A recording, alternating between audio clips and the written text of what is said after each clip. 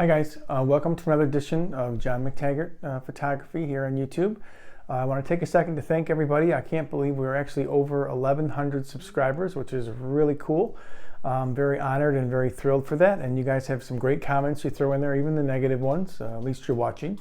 So today we're going to switch gears just a little bit. We're going to go from talking about Fuji stuff, which is kind of what we've been doing lately, and we're going to talk about something that I think will change the course of your photography, or at least change your abilities as a photographer.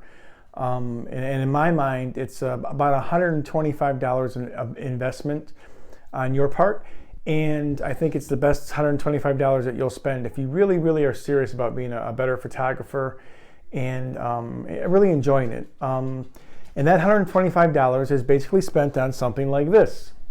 It is a film camera.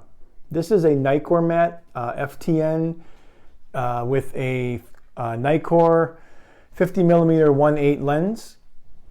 The camera has a very primitive meter in it, and it's film, obviously 35mm film. And I personally love shooting film, absolutely love it. It just, to me, it's almost a rush when I shoot film, and it's even better when I develop it and process it. And anymore, the way that things go, if you have a bathroom, you can create kind of a pseudo dark room. You don't have to build anything real complex in your basement or any place like that. You just need a changing bag, tank, and some chemicals, and you could process your own black and white film, which is all I do. I do not do any color film, just black and white stuff, and I absolutely love it. Now, I'll get to the point here. And the reason why this will make you a better photographer is pretty simple. You have to think your way through this stuff. The computer inside the camera does not do any of that for you. You kind of have to slow everything down. You've got to pay attention to what you're shooting. You have to really focus on the exposure. You're going to learn the correlation between aperture settings and shutter speed and film speed. I mean, you can't, like, there's 400 film speed in here now. That's all I have. I can't switch a dial when it's a little bit darker and turn up the ISO. None of that. Or turn it down, conversely. I have to work with what I've got here. It's the one constant. You can certainly get a meter. Highly recommend that. There's some great apps, actually, you can get on your phone that will serve as a nice light meter, which would be an excellent kind of a guide for shooting here. 50mm is totally manual focus and lens. You're going to have to learn to use the ring a little bit and focus and in this case it's a split image and it comes together in focus. That's how you know it's in focus. And you will most definitely 100% improve your photography on the digital side if you take a little bit of time to shoot some film. You won't regret it. Like I said, this camera was about $125. It is in amazing shape. I got it on Craigslist. But eBay, Amazon, lots of places you can actually pick up old film cameras that are functional and that actually work. And you're going to be shocked if you don't shoot film already. You're going to absolutely be shocked with how much you enjoy it once you do. If you do shoot film already, then you know exactly what I'm talking about. And I'm sure for the most part you're probably going to agree. It is just a different experience. It's a better experience. You know, there's been a little bit of a resurgence in film shooting amongst photographers, and once you shoot film, you'll understand exactly why.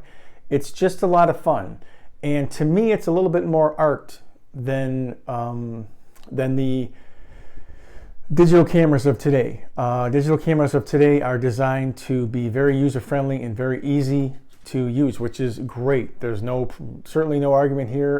In most situations, that's wonderful. But if you really slow down, take your time, grab a film camera, understand you only have 24 or 36 exposures. You can't just take a picture, look at it, and scrap it.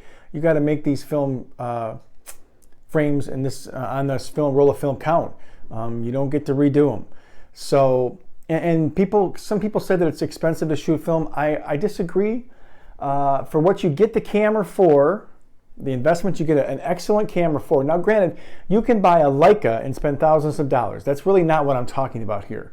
And I'm not talking about medium format stuff. It's a little bit more advanced. I mean just your basic 1960s, 70s SLR body, even in the 80s. The Canon 81 program is a great camera and they're everywhere. They sold millions of them.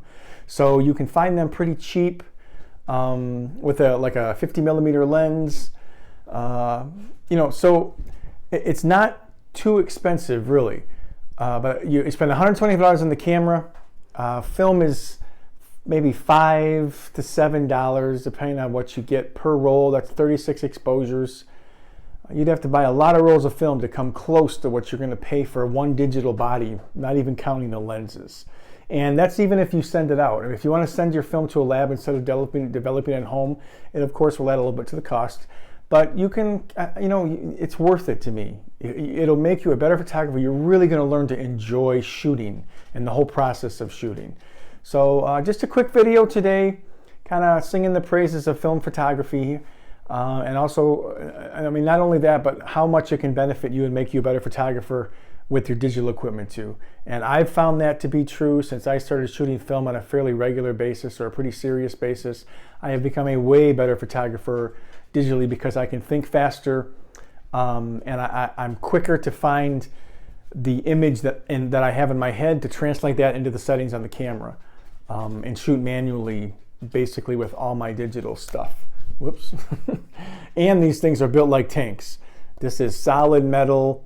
It is 40 or 50 years old. I think this camera by now 40 years old, maybe close to it, and it still works like an absolute champ, an absolute dream. I don't know that I'll be able to say that about my X-T1, no matter how much I love it at this point. In fact, usually 5, 6, 7 years, and we're recycling our digital bodies. These things are built to last, and give it a try. You're really going to enjoy it. All right, so until the next video, thank you guys so much for your support. If you like what we're doing here, please subscribe. Click the like button down below, and if you have a comment, please leave it. I try to get to as many as I can, even to like them or agree or disagree. And if you have any ideas for upcoming shows, that would be great. We've had a couple good ones that we got on the horizon here. We're actually taking you guys on an assignment in a week or two here with the Fuji stuff, just to kind of see how it works in real world photojournalism. Now, we're not going after any kind of war-torn country. It'll probably be something very community news oriented, which is the bulk of what I do, but it's the bulk of what a lot of photojournalists do nowadays. So until next time, thank you guys so much once again, and I will see you then. Bye.